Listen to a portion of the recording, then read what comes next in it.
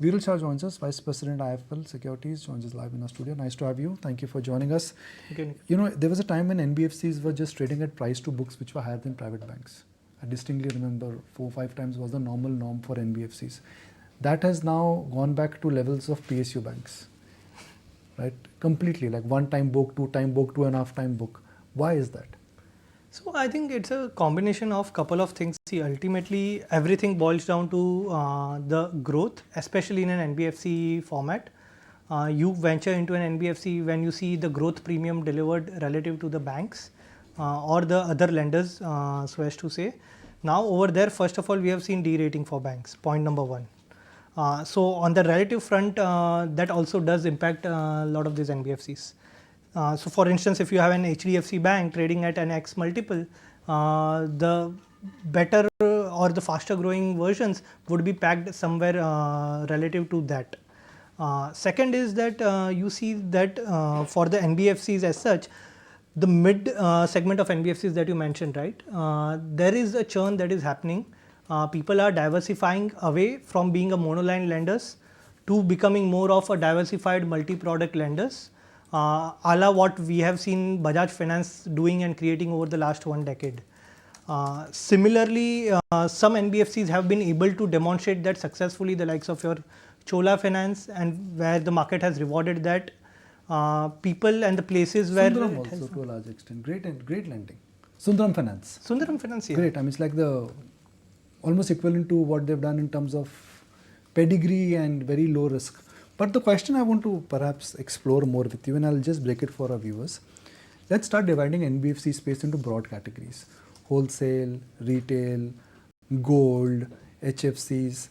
How would you rate the NBFC space in terms of where there is a risk and where there is manageable risk?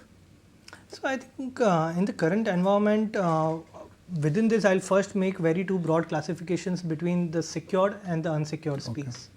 The unsecured space is where I think the stress is rising. Of course, regulator has been pointing that out. Analysts and investors have been monitoring that, and the intensity of that, we do not see that abating as yet. We have seen what has happened with the MFI lenders, what is happening with the credit card portfolio of banks or the standalone company which is there. Even in the personal loan segment, we have seen that the stress is rising, and that is something as a space I would say one would be cautious on. On the secured space, I would be relatively quite positive on. And within that, as you mentioned, the housing finance space does look attractive. The gold financiers would look attractive, barring the fact that we saw the gold price kind of coming down because of the budget duty cuts, which can have an impact incrementally on terms of their growth. But otherwise, I think secured space is the space right now to be in, or the other segment which being the vehicle financiers. That's interesting. But I think your work of late would have been increased by the kind of RBI circulars we keep getting every day, with today the chatter being around increasing the risk weight for the MFIs, etc. Do you think this is causing a bit of re-rating, derating per se in the sector, because people are worried what the next overhang or next circular could be like?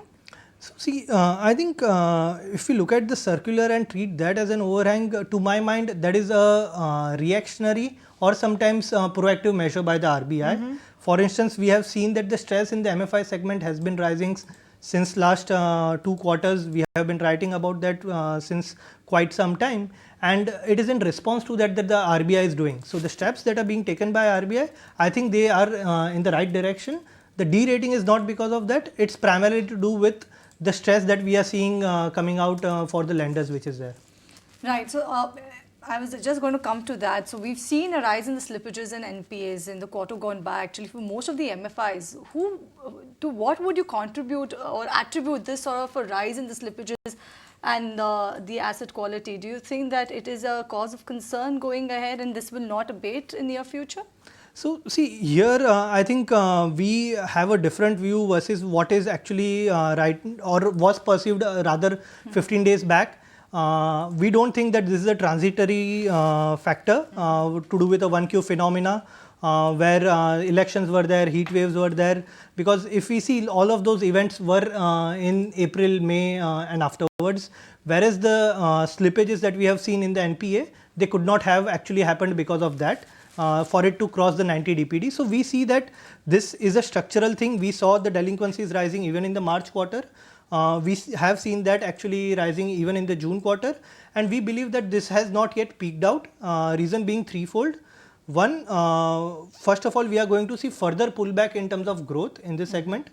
And mind you, this is a segment where when a growth is being pulled back, it has disproportionate impact on the collection efficiencies and asset quality as well. Second is that if we look at the data from all the different lenders in terms of segmental reporting people have done, we have seen that the early delinquencies have still risen in the June quarter. So it has not yet picked out, and wherein we can then talk about rollbacks in terms of NPAs. And thirdly, even in the July month, the channel checks that we do, we gather that the situation has not improved from what it was in the month of June. So you're saying net be a bit cautious on MFI? Yes, definitely that would be the recommendation. So trim profits, because a lot of them have yielded good profits till now. So if you bought it at the right time, it's best strategy to maybe book some and be a bit tentative on the sidelines. Actually, I would say that if you look at the stock price reaction for a lot of these standalone MFI companies, everyone has derated by anywhere between 30 to 50% to that degree.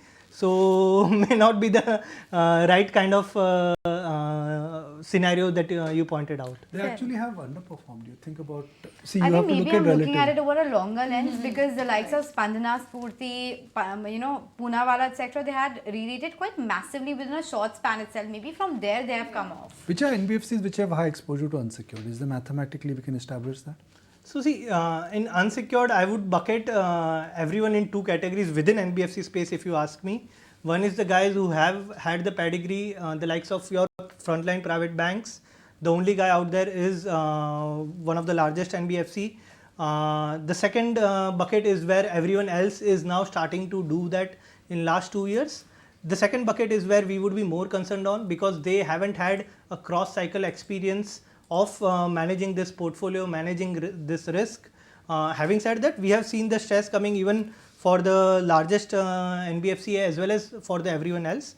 So in that scenario, in terms of the proportion of unsecured book, probably the names, people who have grown very fast, the one that Anisha mentioned, Poonawallas, or say for that matter Piramals of the world, while we don't cover, but generally speaking, they have a higher proportion of unsecured book.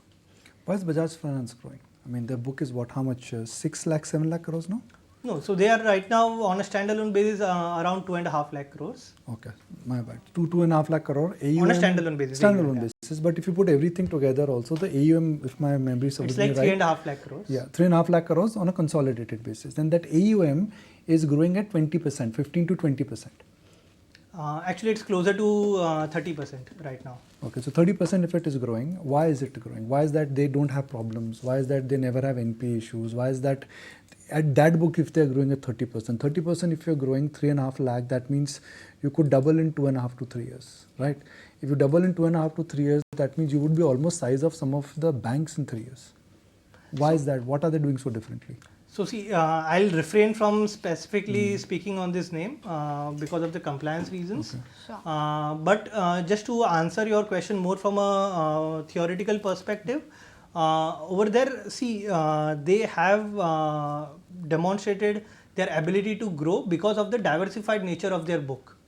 So if you look at the way the company is built up, they have a separate company within a company for each segment. And to answer your also on the other piece of the question, it's not like they or any other lender in the unsecured space is completely unscathed. We have seen the slippages in the retail portfolio rising even for the frontline banks, primarily led by the unsecured portfolio. Even for the name that you mentioned, we have seen their credit cost inch up in this quarter as well. And they have also sounded caution probably since last 1 year, and even going ahead, they have sounded that. So it's not like anyone is unscathed, but the degree and the extent of the pain would be very different for different lenders. Fair point. That's a great one. Markets, thank you very much. Lovely to meet you in person. If you like this video, then like, share and subscribe to ET Now.